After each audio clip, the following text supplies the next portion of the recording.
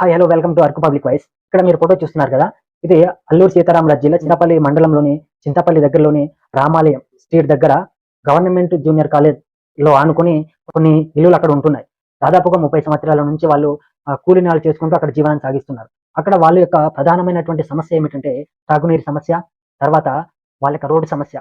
వాళ్ళు 30 సంవత్సరాలుగా వాళ్ళు అక్కడ జీవనం సాగిస్తున్నారు. ఎటువంటి సౌకర్యాలు లేకుండా వాళ్ళు చాలా ఇబ్బందులకు గురి అవుతున్నారు. కాబట్టి అక్కడ ఉన్నటువంటి స్థానికులు ముఖ్యంగా ఆహ్, బూర్జ గణపతి, పాంగి ఆనందరావు, చెండ వీరన్న, శెట్టి నవీన్ కుమార్, గెంబెల మల్లేశ్వరరావు వీళ్ళంతా ఇక్కడ అక్కడ ఉన్నటువంటి స్థానికులంతా వాళ్ళ యొక్క సమస్యని కూటమి ప్రభుత్వానికి వాళ్ళు విన్నవించుకున్నారు. చింతపల్లి మండలం అల్లూరు జిల్లా మీడియా మిత్రులకు నా యొక్క నమస్కారాలు.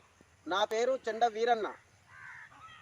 చింతపల్లి రామాలయం స్ట్రీట్ గవర్నమెంట్ కాలేజీ పక్కన మా ఇల్లులు ఉన్నాయి. మేము గత 30 సంవత్సరాల నుంచి ఇక్కడ కూలి పని చేసుకుంటూ బతుకుతున్నాము.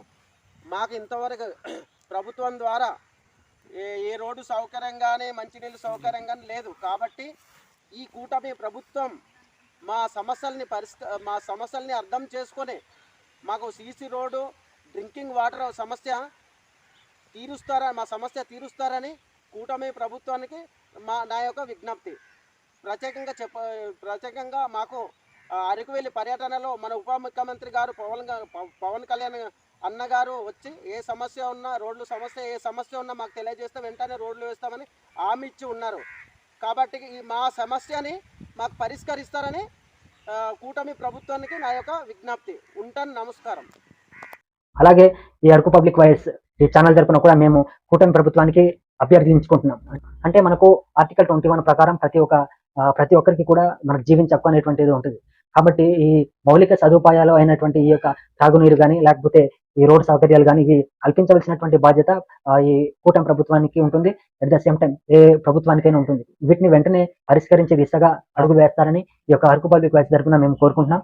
రీసెంట్ గా మనకు అరకులో పర్యటన భాగంగా మనకు డిప్యూటీ సీఎం పవన్ కళ్యాణ్ గారు వచ్చినప్పుడు కూడా వాళ్ళు కూడా హామీ ఇవ్వడం అనేటువంటిది జరిగింది. ఈ ఆదివాసీ ప్రాంతాల్లో, గిరిజన ప్రాంతాల్లో ఉన్నటువంటి ఏవైనా వాటర్ సమస్య కానీ, రోడ్డు సమస్యలు కానీ ఏవైనా ఉంటే మా దృష్టికి తీసుకువెళ్తే వాటిని మేము పరిష్కరించే దిశగా మేము అడుగులు వేస్తామని వాళ్ళు కూడా హామీ ఇవ్వడం జరిగింది. ఇప్పుడైనా సరే ఈ యొక్క సమస్య అనేటువంటిది ఇక్కడ ఉన్నటువంటి లోకల్ నాయకులు కానీ, లేకపోతే అధికారుల వారికి మాత్రమే తెలిసేటువంటి సమస్య.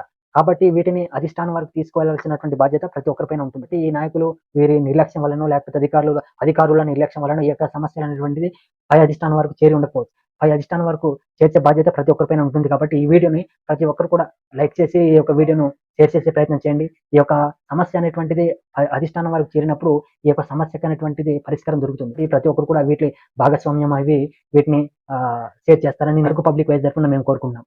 ఇంకొక విషయం ఏమిటంటే ఈ సీజన్ అనేటువంటిది వర్షాకాల సీజన్. ఈ వర్షాకాల సీజన్లోని ఎక్కువగా త్రాగునీటి సమస్య అనేటువంటిది విపరీతంగా ఉంటుంది.